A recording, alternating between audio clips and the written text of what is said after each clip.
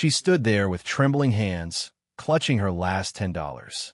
That money was her ride home, her dinner for tomorrow, her only safety net in a world that had already taken too much. Across the restaurant, a man everyone wanted gone sat quietly, broken and humiliated. Her boss was yelling. Customers were staring. The room held its breath. And then she made a choice no one saw coming. She stepped forward, knowing this single act of kindness would cost her everything. Don't blink, because the moment she loses it all, this story changes forever. Sarah Mitchell was only 23, but life had already aged her far beyond her years. Once, she had been a college student with notebooks full of plans and a future that felt wide open. Now, she was a waitress pulling double shifts, counting tips before the night was even over, because every dollar already belonged to someone else. 2 years earlier, a single phone call shattered everything. A late-night accident, rain, a twisted highway. In one moment, her parents were gone. In the next, Sarah wasn't just a daughter anymore. She became a provider, a guardian, a shield. Her younger sister, Lily, survived the crash barely. A damaged leg, chronic pain, medical appointments that never seemed to end. Sarah dropped out of school without a ceremony or goodbye. Dreams were postponed just for a while, she told herself. But days turned into months and months into survival. Bills stacked up on the kitchen table like quiet threats. Rent notices, hospital statements, utility warnings printed in cold red ink. Sarah learned how to stretch ramen into 2 meals and how to smile while exhaustion hollowed her out. That night, as she tied her apron and glanced at her phone, her bank balance stared back at her. $5.30. Not enough for gas. Not enough for groceries. Barely enough for hope. Her feet ached before her shift even began. Her stomach growled, but she ignored it the way she ignored so many things now. At the restaurant, she moved between tables like a shadow, polite, efficient, unseen. Customers thanked her without really looking. Her boss barely knew her name. Sarah didn't complain. She couldn't afford to. She showed up because Lily needed her.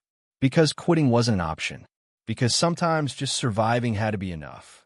She had no idea that before the night was over, that invisible girl with nothing left would make a choice that would change her life forever.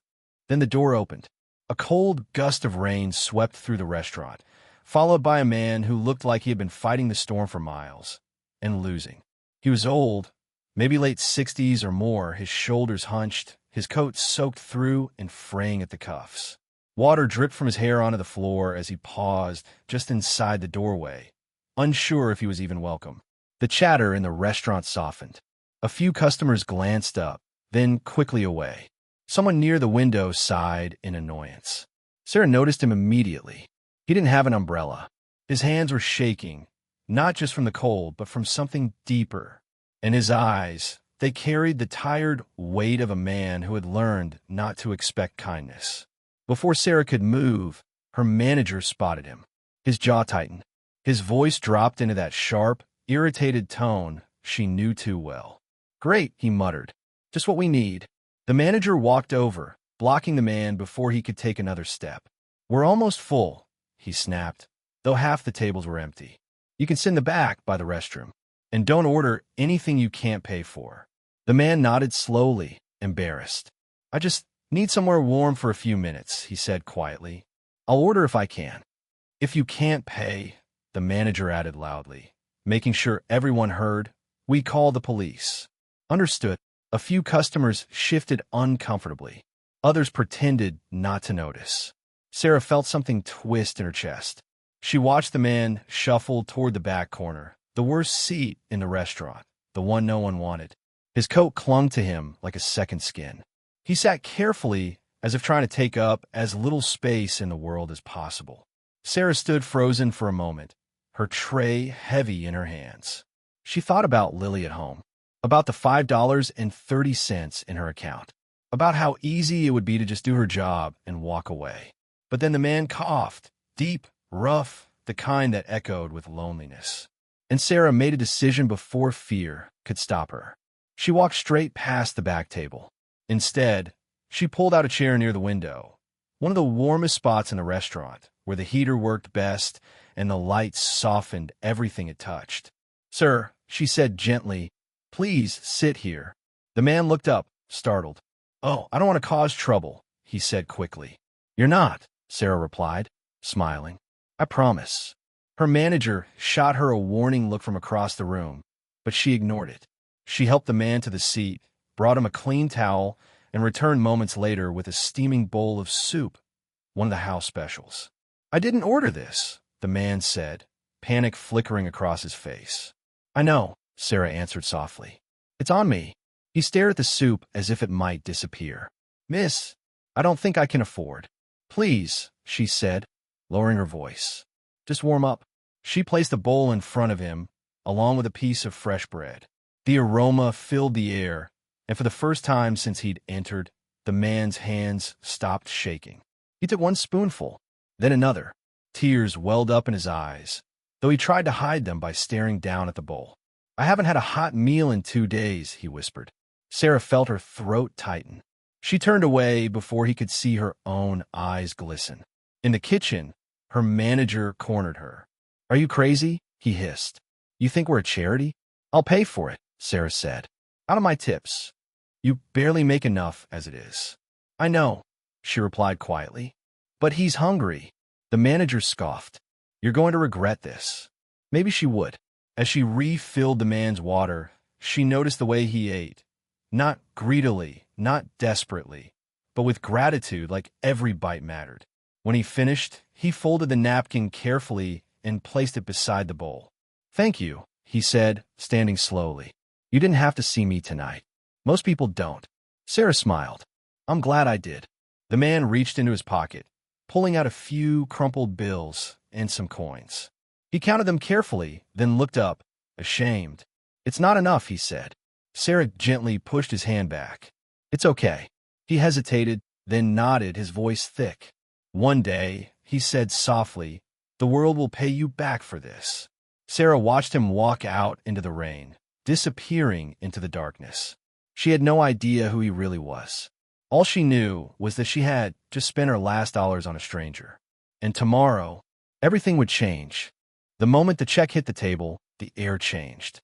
The old man stared at it, his eyes scanning the numbers as if they might rearrange themselves into something manageable. His fingers moved instinctively toward his coat pocket, then froze. He checked again.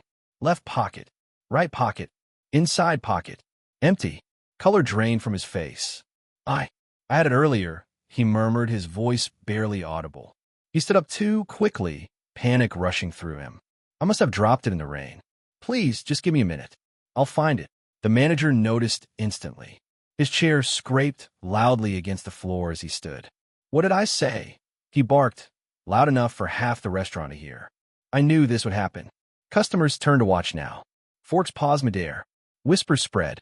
"I can explain," the old man said, his hands shaking again. "I don't want trouble. I'll wash dishes. I'll do anything." The manager laughed. A sharp, cruel sound. "This isn't a shelter. You think kindness is free." He turned to Sarah, eyes narrowing. "You wanted to play hero? Congratulations." He pointed at the bill. "Then you pay." Sarah felt every pair of eyes land on her. For a split second, fear surged through her chest. Lily flashed in her mind. The rent notice on the table. The number $5.30 burned into her thoughts. She swallowed. Without a word, she reached into her apron pocket. She placed her last $5 bill on the table. Then another dollar she'd hoped to save for the bus. Then quarters, dimes, nickels. Every coin she owned clinked softly against the wood, a quiet, final sound. The manager raised an eyebrow. "That's it." Sarah nodded. "It's enough." He scooped the money up, counted it slowly, then smirked. "Looks like it covers it." "Barely." The old man stared at the table in disbelief. "Miss, no. You can't." "It's okay," Sarah said gently, forcing a smile. "Really?" Tears filled the man's eyes. He reached for her hand, his grip warm despite the cold. "You don't know what this means," he whispered. "You didn't just feed me tonight. You reminded me I still matter." Sarah squeezed his hand back. "You do." The manager cleared his throat loudly. "Touching. Now get out. Both of you." The old man hesitated, then straightened his coat. He looked at Sarah one last time, his gaze steady, almost knowing. "Kindness never goes unseen," he said quietly. Then he was gone. The door closed behind him, and with it, any illusion that the night might end gently. The manager turned to Sarah, his voice flat and cold. "You're done." She blinked. "What? You heard me." "Fired. I told you not to give away food. You disobeyed me, embarrassed this place, and cost us time." "I paid for it," Sarah said softly. "I don't care," he snapped. "Clock out. Leave your apron." The restaurant went silent. Someone gasped. Someone else looked away. Sarah untied her apron slowly, her hands steady even though her heart felt like it was collapsing in on itself. She folded it neatly and placed it on the counter. No shouting, no begging, no tears. She walked out with her head held high. Outside, the rain had grown heavier. The cold soaked through her thin jacket within seconds.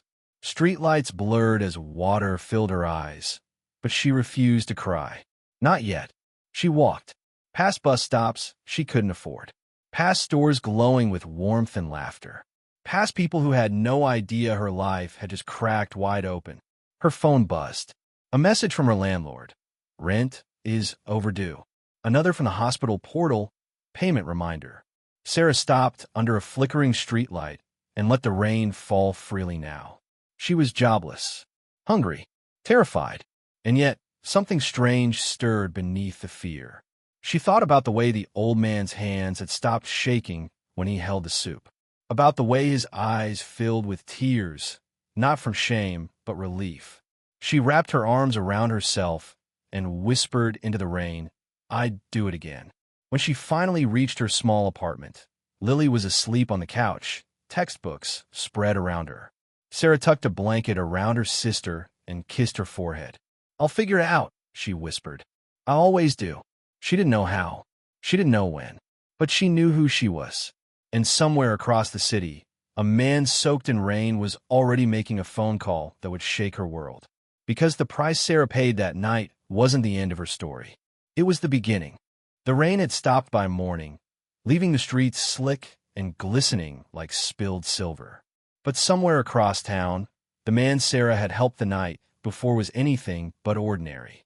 Minutes after she walked out of the restaurant, her soaked silhouette fading into the dark, he had pulled out his phone and dialed a number with calm authority. The voice on the other end responded instantly. No hesitation, no questions. "Yes," he said, low and deliberate. "Take care of it immediately." By the time the city woke, Thomas Whitmore had done something that seemed impossible. The old man, everyone had seen as poor, forgotten, or insignificant, had secured ownership of the building that housed the restaurant. Every table, every chair, every corner where Sarah had quietly poured out her last money, his. Thomas sat in his penthouse that morning, high above the skyline, watching the city wake. But his mind wasn't on profits or stock tickers. It was on a young woman with tired eyes, whose hands had trembled as she made a choice most people wouldn't dare. He remembered the way she had walked past his corner table, ignoring the sneers, ignoring the judgment. The way she had placed her last dollar, every coin she had, to ensure he had a warm meal. She had nothing left, and yet she had given him everything she could. Most people would have turned away. Most people would have counted their tips, their time, their safety first. But Sarah hadn't. Thomas knew that in that one simple act, she had revealed her character more clearly than any resume ever could. The courage it took to give everything, even when you have nothing, is rare, almost extinct. And it was the kind of courage that deserved recognition and reward. Within hours, his assistants were on a mission. Locate Sarah Mitchell. Track her down. Find the waitress who had seen beyond a man's exterior and acted when no one else would. Meanwhile, Sarah slept fitfully on the threadbare couch, unaware that her life had already shifted in ways she couldn't even imagine. She dreamt of unpaid bills, of Lily's worried face, of the cold, hard streets. She had no idea that across the city, a billionaire CEO had just made a decision that would change the course of her life forever. By mid-morning, Thomas arrived at the restaurant, this time properly dressed, calm, and authoritative. The staff recognized him instantly, some whispering nervously, some eyeing him with awe. He asked for Sarah. They laughed at first. Who would expect the fired waitress to be called upon by a billionaire? When she appeared, shivering, weary, almost invisible even in the doorway, Thomas studied her carefully. He remembered every detail. The nervous way she had carried the soup, the steady kindness in her voice, the way she had insisted it was okay for him to eat. "Sarah Mitchell?" he asked. "Yes," she replied cautiously, unsure if this was a joke, a scam, or another humiliation. "I'm Thomas Whitmore," he said simply, yet with gravity. "And I watched what you did last night." Sarah's eyes widened. Recognition, confusion, disbelief, all tangled together. "You're the man from last night." Thomas nodded. "Yes, and I cannot allow someone like you, who gave everything when you had nothing, to go unnoticed." He paused, letting the weight of his words sink in. "Whatever you need, whatever you dream of, consider it possible. I won't let your kindness go unanswered." For a moment, Sarah simply stared. Her world, built on struggle and survival, had no frame for this. The impossible was now standing before her, offering a lifeline she had never dared hope for. And at that moment, she realized something profound. The small choices we make, even in silence and hardship, can awaken power beyond our imagining. Thomas Whitmore had seen her courage, and now the world would too. Because one night, one act of selfless kindness had set in motion a chain of events no one, not even Sarah, could have predicted. The billionaire CEO who everyone assumed was untouchable, cold, and distant had been changed by her humanity. And now, he would ensure that her life and the lives of those she loved would never be the same again. Sometimes, power reveals itself not in wealth or influence, but in the ability to see the goodness in someone else and to reward it beyond measure. And Sarah Mitchell, once invisible, once struggling to survive, was about to discover just how far that recognition could reach. The next morning, Sarah hesitated outside the restaurant. Her coat was still damp from the rain, her shoes scuffed, and her hands shook slightly, not from cold this time, but from confusion. She had no idea what to expect. She had given everything she had, and the world had only responded with silence, cold, and a lost job. Then the door opened, and Thomas Whitmore stepped forward with a warm smile. He didn't need to speak immediately. The gleam in his eyes said enough. Sarah felt her heart race, uncertain whether this was a dream or reality. "You helped me when I had nothing," he said softly, "and now it's my turn to help you."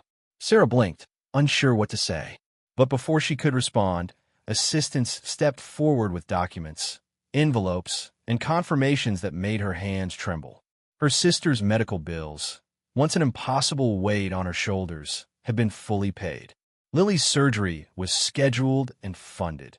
Everything Sarah had worried about for months was suddenly resolved. Next came her education. Her tuition, long paused due to financial hardship, was fully restored. Her dream of finishing college, once postponed indefinitely, was now alive again. Then Thomas handed her a set of keys. Sarah stared. "A restaurant?" "Her restaurant. This place," Thomas explained, "was where I ate last night. I wanted someone who understood kindness, who believed in giving even when they had nothing, to run it." "You earned it." Sarah's eyes filled with tears. She couldn't speak. Her world, once shrinking to the size of bills and survival, had expanded overnight. The restaurant was renamed Dorothy's Place, in honor of a waitress who had once helped Thomas long ago.